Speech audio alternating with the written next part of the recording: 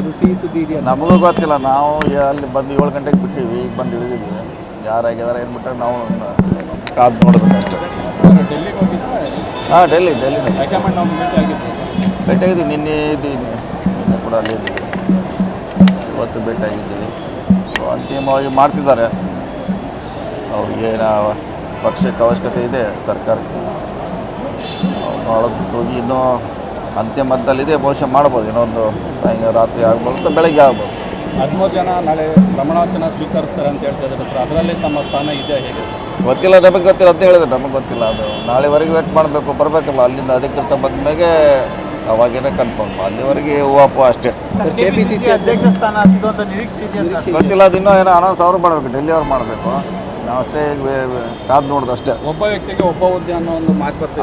ಅದು ಇದೆ ಅವ್ರ ಮಂತ್ರಿ ಸ್ಥಾನನ ಸ್ವೀಕರಿಸ್ತೀರಾ ಅಥವಾ ಕೆಪಿಸಿಸಿ ಅಧ್ಯಕ್ಷ ಸ್ಥಾನವನ್ನು ಸ್ವೀಕರಿಸ್ತೀರಾ ಅಂತ? ಯಾವ್ದು ಕೊಡ್ತಾರೋ ಅವ್ರಿಗೆ ಬಿಟ್ಟಿದ್ದು. ನಾವು ಯಾವುದೇ ಮಾತು ಕೊಟ್ಟರು ಸ್ವೀಕಾರ ಮಾಡ್ತೀವಿ. ಅದು ಕೊಡೋದು ಬಿಡೋದು ಹೈಕಮಾಂಡ್ ಬಿಟ್ಟಿದ್ದು. ಏನಾದರೂ ಸಿಹಿ ಸುದ್ದಿ ಇದೆಯಾ? ನಮಗೂ ಗೊತ್ತಿಲ್ಲ. ನಾವು ಅಲ್ಲಿ ಬಂದು 7 ಗಂಟೆಗೆ ಬಿಟ್ಟಿವಿ, ಈಗ ಬಂದು ಇಳಿದಿದ್ದೀವಿ. ಯಾರಾಗಿದ್ದಾರೆ ಏನು ಬಿಟ್ಟರೆ ನಾವು ಕಾದು ನೋಡಬೇಕಷ್ಟೆ. ಡೆಲ್ಲಿಗೆ ಹೋಗಿದ್ರಾ?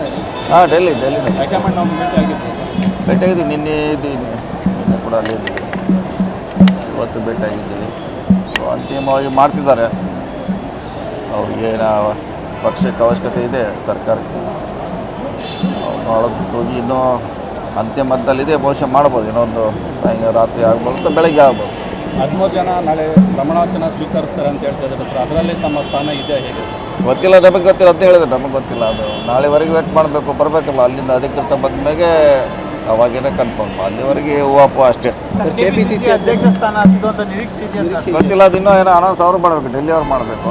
ನಾವು ಅಷ್ಟೇ ಕಾದು ನೋಡೋದು ಅಷ್ಟೇ. ಒಬ್ಬ ವ್ಯಕ್ತಿಗೆ ಒಬ್ಬ ಹುದ್ದೆ ಅನ್ನೋ ಒಂದು ಮಾತು ಬರ್ತಿದೆ. ಅದು ಇದೆ ಅವ್ರ ಮಂತ್ರಿ ಸ್ಥಾನನ ಸ್ವೀಕರಿಸ್ತೀರಾ ಅಥವಾ ಕೆಪಿಸಿಸಿ ಅಧ್ಯಕ್ಷ ಸ್ಥಾನವನ್ನು ಸ್ವೀಕರಿಸ್ತೀರಾ ಅಂತ? ಯಾವ್ದು ಕೊಡ್ತಾರೋ ಅವ್ರಿಗೆ ಬಿಟ್ಟಿದ್ದು. ನಾವು ಯಾವುದೇ ಮಾತು ಕೊಟ್ಟರು ಸ್ವೀಕಾರ ಮಾಡ್ತೀವಿ. ಅದು ಕೊಡೋದು ಬಿಡೋದು ಹೈಕಮಾಂಡ್ ಬಿಟ್ಟಿದ್ದು.